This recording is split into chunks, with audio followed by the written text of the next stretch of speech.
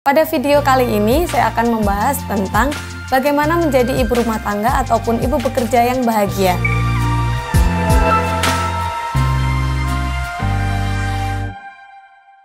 Assalamualaikum warahmatullahi wabarakatuh. Selamat datang di channel Rumah Sora. Pada video kali ini saya akan membahas tentang bagaimana menjadi ibu rumah tangga ataupun ibu bekerja yang bahagia.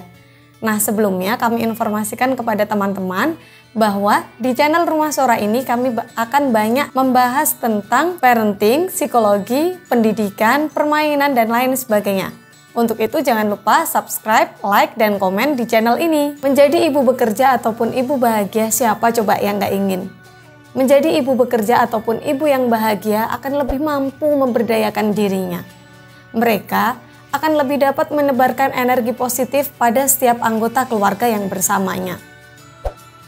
Dan menjadi ibu bahagia, mereka akan lebih siap menghadapi perubahan yang terjadi dalam dirinya.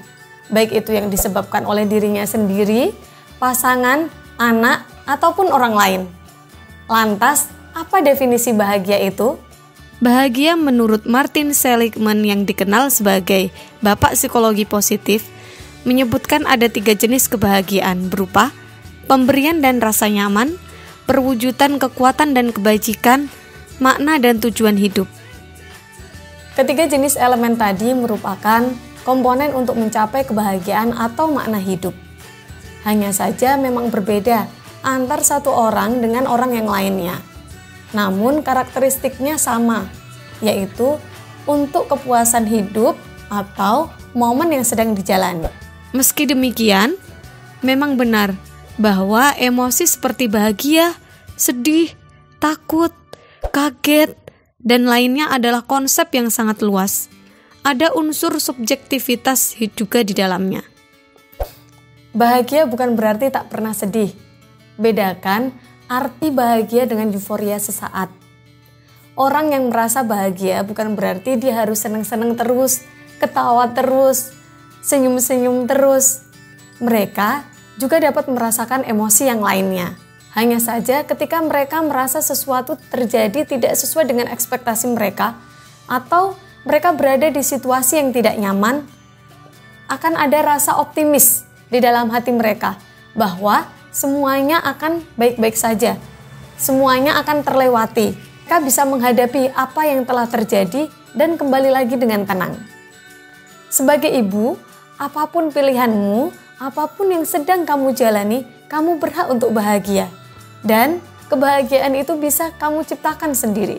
Nah, lalu gimana caranya menjadi ibu bekerja ataupun ibu rumah tangga yang bahagia versiku? Tips yang pertama, komunikasikan dengan pasangan dari hati ke hati.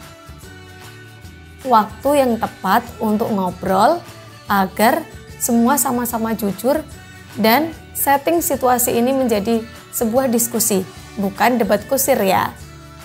Nah, pengalaman pribadi biasanya saya lebih memilih waktu setelah kami makan malam atau saat kami sambil santai-santai menemani anak pada main. Nah, jangan lakukan diskusi-diskusi penting atau obrolan-obrolan penting ketika pasangan kita sedang dalam keadaan lapar atau mungkin sedang beberes. Karena itu akan mempengaruhi respon mereka terhadap apa yang kita bicarakan. Kemudian tips yang kedua, pertimbangkan kebutuhanmu, bukan keinginanmu.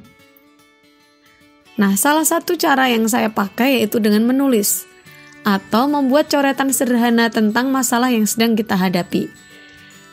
Cara ini dapat membantu kita mengurai masalah dan menemukan solusinya secara lebih realistis. Seperti yang pernah saya lakukan, saya membuat checklist tentang kelebihan dan kekurangan. Jika saya bekerja di luar, di dalam instansi atau di dalam sebuah perusahaan, dan saya bandingkan jika saya membangun usaha sendiri dari rumah. Kemudian saya lihat nih, masing-masing mana yang terbaik untuk diri saya dan keluarga saya. Yang ketiga, lihatlah tanda-tanda di sekitarmu. Nah, biasanya tanda-tanda ini saya peroleh lewat curhat ataupun sharing dari teman-teman sesuai dengan keadaan kita masing-masing. Nah, seperti beberapa waktu lalu nih, saya nengok beberapa teman yang mereka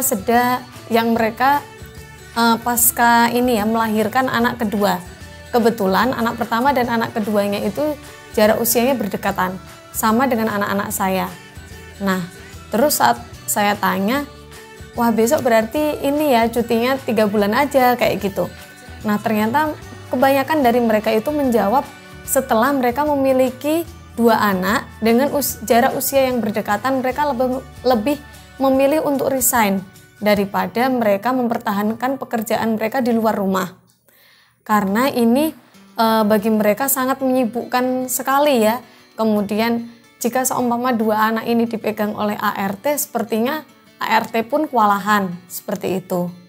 Nah, terus kemudian saya membandingkan dengan diri saya sendiri. Kayaknya bisa nggak ya nanti kalau seumpama aku udah kerja di luar, terus kemudian udah punya usaha di rumah yang mau aku kembangin, terus masih ngurus rumah, ngurus anak juga, kayak gitu sepulang kerja ya masih ngurus anak, ngurus rumah, kira-kira capek banget nggak ya? Terus kemudian emosi saya akan stabil nggak ya saat bertemu dengan anak-anak, bertemu dengan pasangan, seperti itu ya. Nah, tips yang keempat yaitu mintalah doa kepada kedua orang tua. Nah, kalau saat ini posisi kita sudah menikah atau membina rumah tangga sendiri, berarti kita sudah punya 4 orang tua ya, yaitu bapak ibu kita sendiri, terus kemudian bapak ibu mertua kita. Nah, kalau toh pun seumpama nanti saat kita menyampaikan pendapat atau keputusan kita berbeda dengan keputusan ataupun pendapat dari orang tua kita, nggak ada masalah, nggak apa-apa kayak gitu. Toh mereka juga punya andil yang cukup besar dalam hidup kita. Yang penting niatnya kita menyampaikan apa yang menjadi keputusan kita dengan cara yang baik-baik kepada mereka, dan kemudian kita minta doa restu kepada mereka. Saya yakin orang tua kita akan merasa lebih dihargai dan mereka akan mencoba untuk memposisikan atau lebih memahami situasi atau keadaan yang sedang anak-anak mereka hadapi. Nah, itu tadi beberapa tips dari saya untuk menjadi ibu bekerja ataupun ibu rumah tangga yang bahagia. Nah, mulai dari sekarang, yuk kita belajar untuk bahagiakan diri sendiri, jangan cuman bahagiain orang lain terus.